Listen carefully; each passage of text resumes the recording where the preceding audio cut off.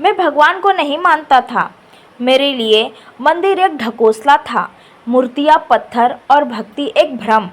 लेकिन फिर एक दिन ऐसा हुआ कि मेरी सांसें बंद हो गई, मेरी आंखें पलट गई और जब मैंने अगली बार आंख खोली तो मेरे सामने स्वयं महाकाल खड़े थे। मेरा नाम अधिरथ है और मैं एक राजा था और एक नास्तिक भी, मालवा का शासक था। मैं शक्ति, वैभव और ज्ञान सब कुछ था मेरे पास, बस एक चीज़ नहीं थी, आस्था। मैंने बचपन से कई बार सुना था भगवान सब देखता है, लेकिन मेरे अनुभव में कभी कुछ नहीं देखा गया। मेरे जीवन का मंत्र था, जो तलवार से न जीते वो पूजा से क्या जीतेगा। मैं मंदिरों को कर में बांधता, पुजारियों को नीचता दर्जा देता। मेरे राज्य में भक्ति नहीं बल चलता था। लेकिन एक दिन एक बूढ़े पुजारी ने मुझे चेताया। वो महाकाल मंदिर से आया था। नाम था श्रीवर्धन। उसकी आंखों में जादू नहीं था, पर शांति थी। वो बोला, राजन, आपकी मृत्यु इसी महाशिवरात्रि की रात को निश्चित है। आपको बचा सकता है केवल वही जिसे आप मानते नहीं, महाकाल। मैं हंसा, बहुत हंसा। अगर वो सच में है तो आकर रोक ले मेरी मृत्यु। मेरे दरबार में सन्नाटा था, लेकिन मेरे भीतर अहंकार की आग धधक रही थी। मैंने मंदिर बंद करवा दिए, शिवलिंग पर ताले लगवा दिए। मैं चाहता था अगर वो सच में है तो अपने मंदिर से बाहर निकल कर आए। उस रात मैंने राजमहल में उत्सव रखा, नाच, भोज, संगीत, महाशिवरात्रि का अपमान। मैं बोला, आज की रात मेरा अंत होना था ना, तो देखो मैं जिंदा हूँ। और फिर ठीक रात के 12 बजे मेरे शरीर में कंपन हुआ, हाथ सुन्न हो गए, धड़कन धीमी पड़ गई और मैं ज़मीन पर गिर पड़ा।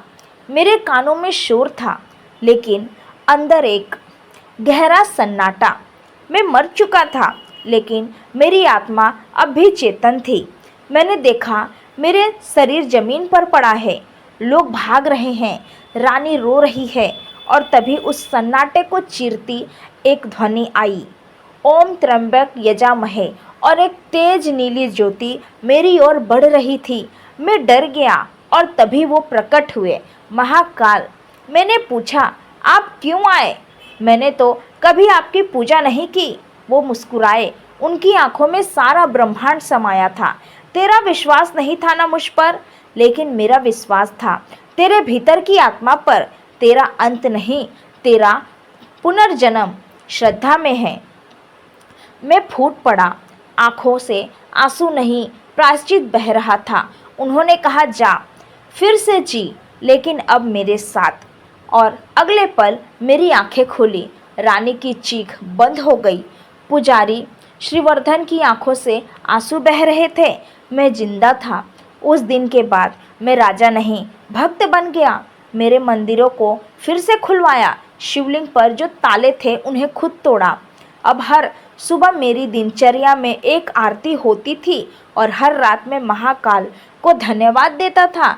जहाँ पहले अहंकार था वहाँ अब भक्ति थी, जहाँ पहले शक्ति का प्रदर्शन था वहाँ अब सेवा थी। मैं नहीं जानता था यह सपना था या यथार्थ, लेकिन इतना जानता हूँ कि जब इंसान अपने सबसे निचले बिंदु पर पहुँचता है तो भगवान उसे अपने सबसे ऊंचे रूप में दर्शन देते हैं।